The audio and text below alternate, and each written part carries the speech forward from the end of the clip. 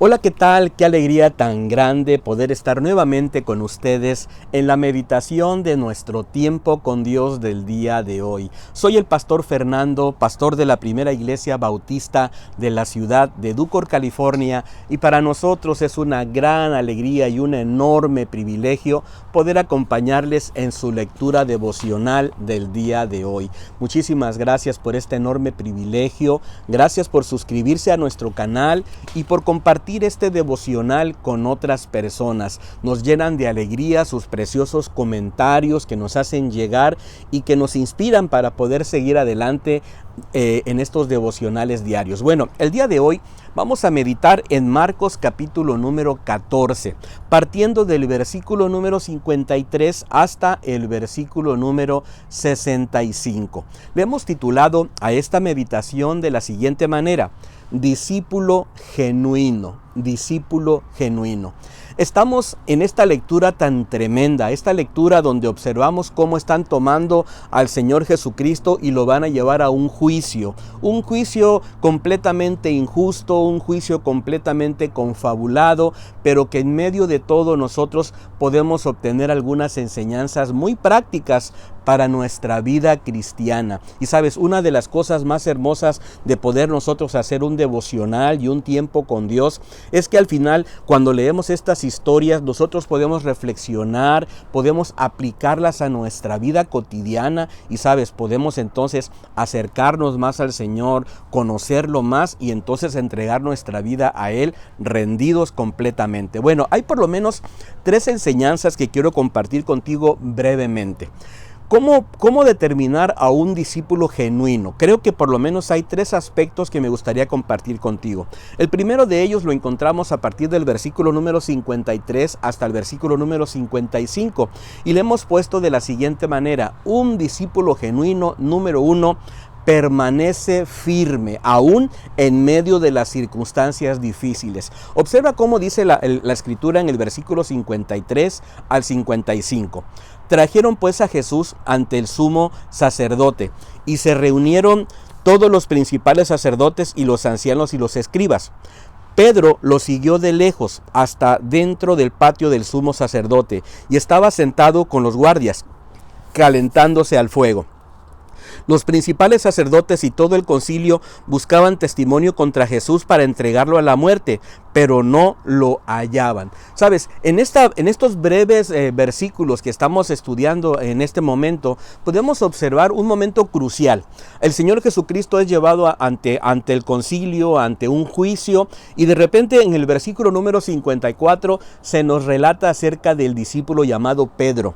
Dice la escritura: pero Pedro lo siguió de lejos. Qué tremendo momento, ¿sabes? Los discípulos habían abandonado al Señor Jesucristo, pero de repente ahora Pedro se viene acercando paulatinamente. No está cerca del Señor, pero lo está siguiendo de lejos. Y sabes, una de las situaciones que nosotros tenemos que encarar como verdaderos cristianos, como cristianos verdaderos, como discípulos genuinos, es que tenemos que tomar un compromiso fiel con nuestro Dios.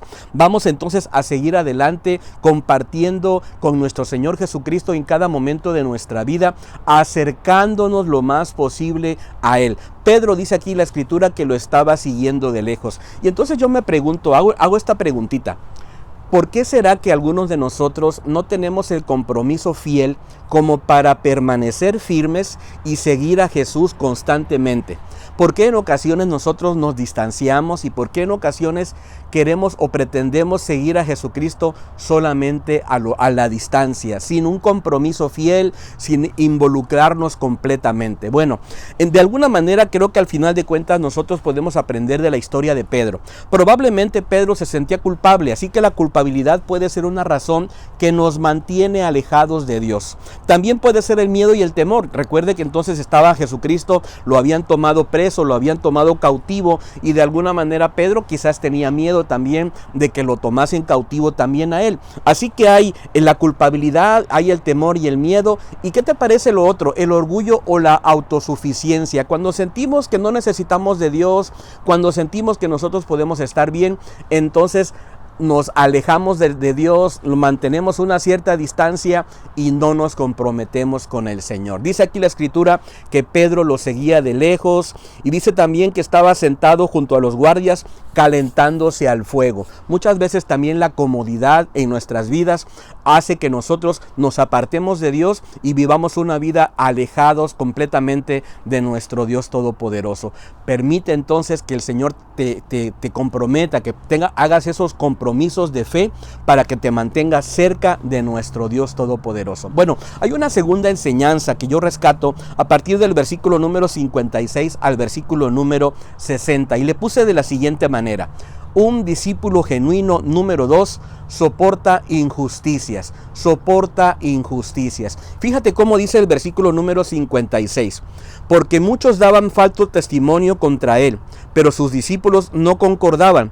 Entonces, levantándose unos, dieron falso testimonio contra él, diciendo: nosotros lo hemos oído decir, yo derribaré este templo hecho a mano, y en 3 días edificaré otro no hecho a mano.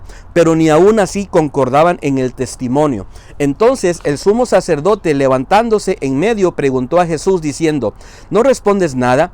¿Qué testifican estos contra ti? Pero él callaba y nada respondía. El sumo sacerdote le volvió a preguntar: ¿eres tú el Cristo, el Hijo del bendito? Jesús le dijo: yo soy. Y veréis al Hijo del Hombre sentado a la diestra del poder de Dios y viniendo en las nubes del cielo. Sabes, una de las situaciones que tenemos que tomar muy en cuenta es que nosotros al final de cuentas vamos a tener que aprender a soportar injusticias en la vida. Sabes, la vida cristiana no es fácil. La vida cristiana tiene sus compromisos. La vida cristiana tiene sus retos y sus desafíos. Y lo que tenemos que hacer es entender que si el Señor Jesucristo sufrió calumnias, le levantaron falsos testimonios, lo maltrataron, dice la Escritura que le escupieron, que le lastimaron, que le cubrieron el rostro, que lo maltrataron y que lo golpearon, al final de cuentas nosotros tenemos que entender que sufriremos injusticias, sufriremos momentos donde quizás no nos vamos a sentir demasiado cómodos,